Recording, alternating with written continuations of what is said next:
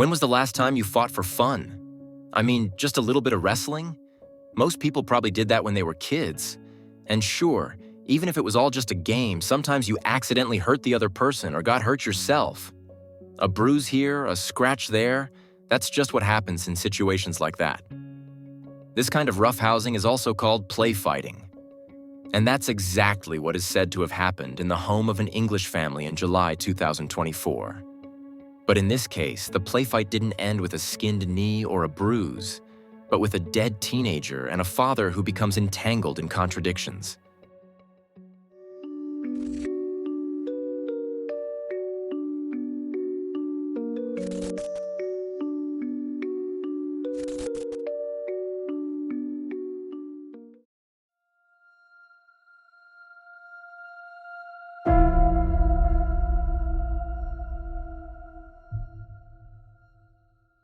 Simon Vickers and Sarah Hall meet when they are both in their early 20s.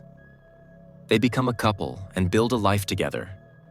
After 13 years together, Simon and Sarah embark on what is probably their greatest adventure.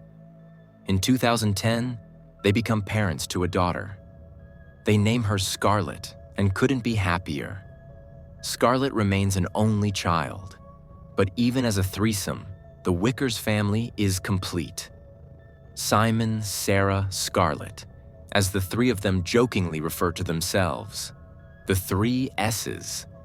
They live together in Darlington, a medium-sized town in the northeast of England. Their house on Geneva Road is small but cozy. Scarlett grows up to be a confident and cheerful girl. She's very popular at school, always has a kind word for everyone, and is polite and courteous.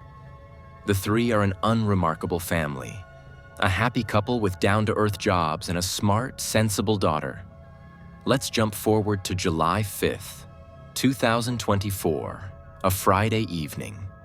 Simon Vickers has finished work and wants to start the weekend in a relaxed manner. The 50-year-old smokes some weed.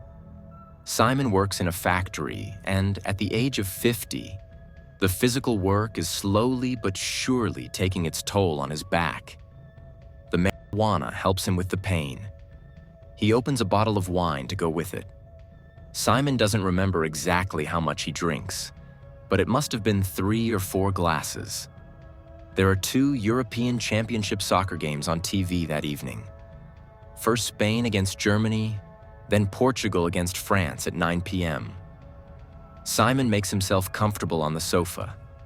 After a while, he goes from the living room to the kitchen where his partner Sarah is preparing dinner. Spaghetti bolognese. At around 10:15 p.m., their daughter Scarlett comes downstairs, having spent the evening in her room playing online games and chatting. The Vickers' kitchen isn't exactly large, so the three of them are constantly bumping into each other when they're all in there. But that doesn't stop Sarah and Scarlett from fooling around a bit. Mother and daughter throw grapes at each other. They try to catch the fruit with their mouths, but they don't have the best aim. Father Simon doesn't find it very funny and has no desire to be hit by a grape himself. But Sarah doesn't listen to him and instead pinches her husband's butt with kitchen tongs. When Simon turns around, Sarah pinches his finger with the tongs. The 50-year-old lets out an ouch. All his daughter says is a teasing, "Dad, don't be a wimp." Meanwhile, Mother Sarah has already turned around again. The spaghetti is ready and needs to be taken off the stove. Perhaps she is still smiling about the jokes she is playing on her family. Perhaps she is still playfully rolling her eyes when she hears Simon ask, "How would you like it?" And perhaps Sarah believes that Simon is finally joining in the mutual teasing when she suddenly hears Scarlett cry out, "Ouch, ouch." But when Sarah turns around, she sees something that couldn't be further from harmless fun. Her daughter is covered in blood, with a knife wound to the side of her left breast.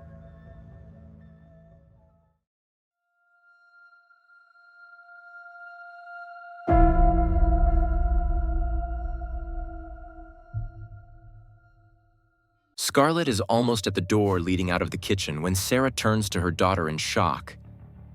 The last thing Scarlett sees are probably her parents' shocked faces. Then she collapses on the kitchen doorstep. Simon tries to stop the bleeding with a dish towel and yells to his wife to call 911 immediately. But Scarlett Vickers dies that evening. A single stab wound has landed directly between her 5th and 6th ribs, about 11 centimeters deep.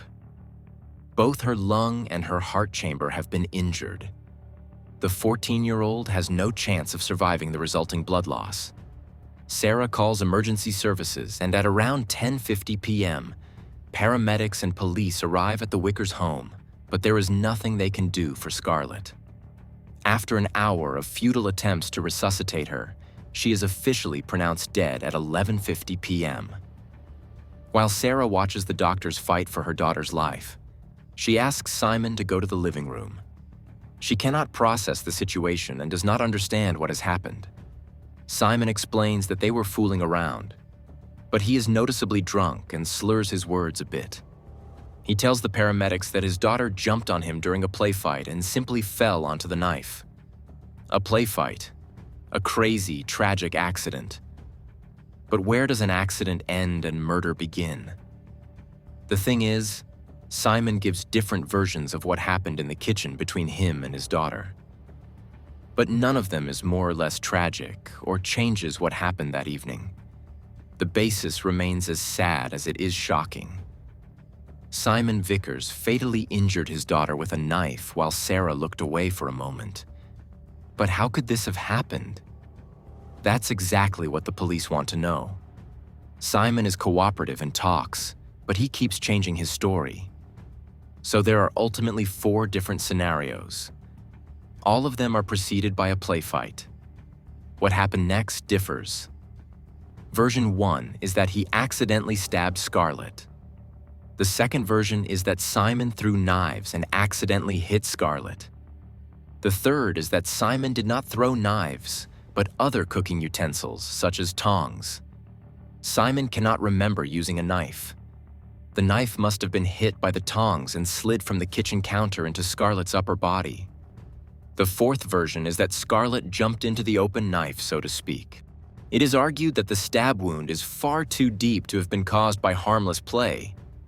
Apart from the fact that it is a pretty stupid idea to point a knife at someone, regardless of whether you want to have fun or not. The fact is that Scarlett was wearing a nightgown, an undershirt, and a bra at the time of her death.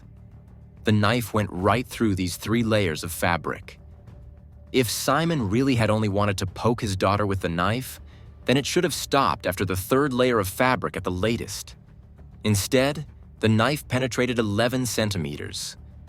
What's more, it was in the left side of her chest. And every child knows that this is where the heart is. In addition, the stab wound appears to have hit her right on the side of her chest. Simon must therefore have held the knife very close to Scarlett. This is also consistent with the fact that a hematoma formed around the wound. This also points to the force with which the stab must have been delivered. This rules out the second version as well. Again, throwing a knife is never a good idea, especially not in a small room where 3 people are crowded together. But how is it possible for a normal kitchen knife to penetrate someone 11 centimeters deep with a casual throw? Simon would have had to take a running start and throw it with full force like a shot putter. What's more, Sarah stated in her witness testimony that the knife was not stuck in Scarlett's wound when they turned around. That should finally disprove the claim that the knife hit Scarlett when it was thrown. The pathologist consulted also considers this to be virtually impossible. And then there's Simon's claim that he didn't even have a knife in his hand. Simon says that he threw the kitchen tongs or wooden spoons, but that only Sarah had a knife in her hand, which she was using to chop an onion for dinner.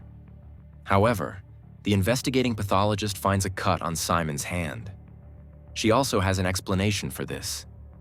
The knife wound was so deep that the perpetrator's arm must have been supported during the stabbing motion. That would explain how Simon got the cut on his hand. So it doesn't look good for Simon Vickers. On top of that, he has a criminal record, and one of his previous convictions is at least suspicious in connection with his daughter's death. In 1993, When Simon was 19 years old and did not yet know his future girlfriend Sarah, he was convicted of aggravated assault for allegedly injuring a man in the face with a knife. At the time, Simon Vickers was sentenced to 2 years in prison. Simon was also convicted several times, most recently in 1999, for petty fraud. Unfortunately, it is not known what this specifically means in Simon Vickers' case. Such petty dishonesty could, for example, involve false accounting, using a fake ID, providing inaccurate or false information when concluding contracts, or something similar. However, this is of secondary importance in the context of the Scarlett Vickers case.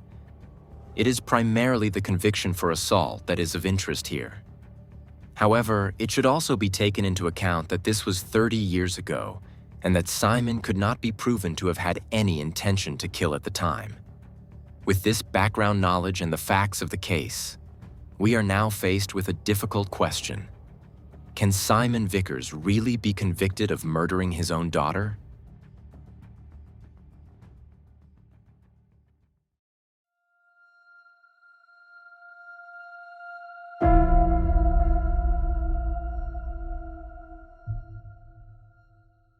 In the United Kingdom, the difference between murder and manslaughter also lies in the intention of the perpetrator. Murder is defined as the unlawful killing of a person with intent to cause death. This means that the defendant had the intention to kill the victim or cause them serious harm, or that they acted without regard for life. Manslaughter, on the other hand, is the unlawful killing of a person without the intention to kill or cause serious harm. It can be committed in a variety of situations where the defendant's actions do not reach the threshold of murder. This would be the case if someone intentionally kills another person, but there is a partial explanation. For example, if the perpetrator was provoked beforehand, or if there is diminished responsibility. There is no question that Simon is responsible for his daughter's death. But is the 50-year-old also a murderer? Some neighbors also reported to the police that there was a loud argument shortly before the emergency call was made. In the first emergency call, Sarah herself said that her father and daughter had been fooling around and something had happened. She said her husband had thrown something at his daughter. Simon, on the other hand, initially said that Sarah had jumped into the knife. Only later did he claim to have thrown the knife. And in between, he said again that he had not had a knife in his hand at all. Only one person knows what happened that night in the Vickers kitchen and why. Simon Vickers himself, who has given 4 different versions of events. However, none of them include him intentionally killing his daughter, which would qualify him as a murderer. It is now up to the court to pass judgment based solely on the evidence presented.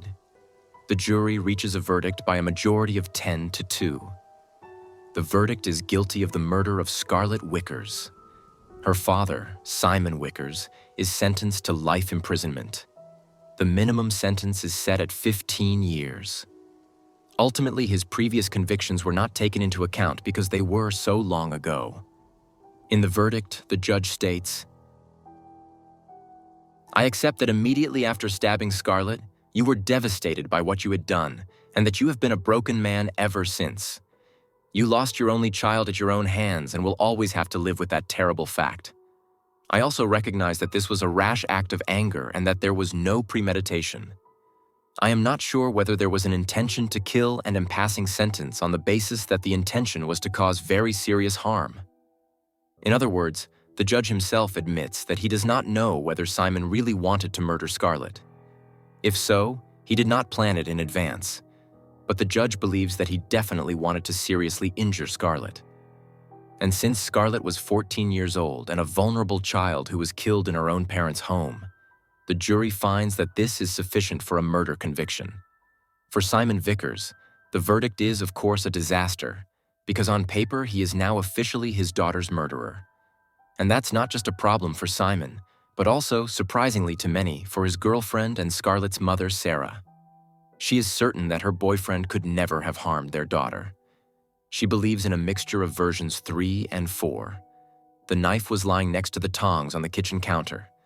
Simon threw the tongs, causing the knife to slide forward and the blade to hang over the counter. Well, and Scarlett moved toward her father at that moment and ran into the knife blade. Sarah is so convinced of this that she is deliberately seeking publicity.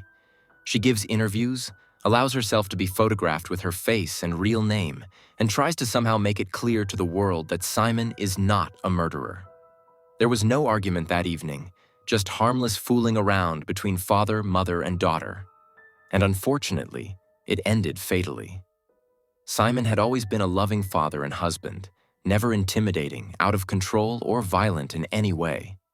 Sarah knows that many people cannot understand how she can still stand by Simon, but she explains it this way. How can I blame him for an accident when I know he feels just as much pain as I do? If I thought he did it on purpose, I wouldn't be here. I would have protected her with my life, just like he did. At the same time, Sarah is naturally struggling with the loss of her only child, who died in her own home. She rarely returns to Geneva Road. The house is now deserted. Everything in Scarlett's bedroom is still exactly as the teenager left it on July 5th, 2024. The insidious thing is that there had never been any indication that anything was wrong in the Vickers home. No indication that Scarlett had ever felt threatened by her father. What there is, however, is an epidemic of domestic violence against women and girls. According to the Office for National Statistics, 1.4 million women and girls were victims of domestic violence in England and Wales between 2022 and 2023 alone. And with its murder verdict, the court has ruled that Scarlett Vickers is one of them. Simon Vickers' conviction is to be reviewed by the Court of Appeal. At least that is the situation at the time of writing. However, this is not only because of doubts about Simon's intentions, but also because the prosecuting attorney, Lucy Rigby Casey, has stated that she considers the sentence against Simon to be too lenient. It looks like the Scarlett Vickers case will be with us for a while longer.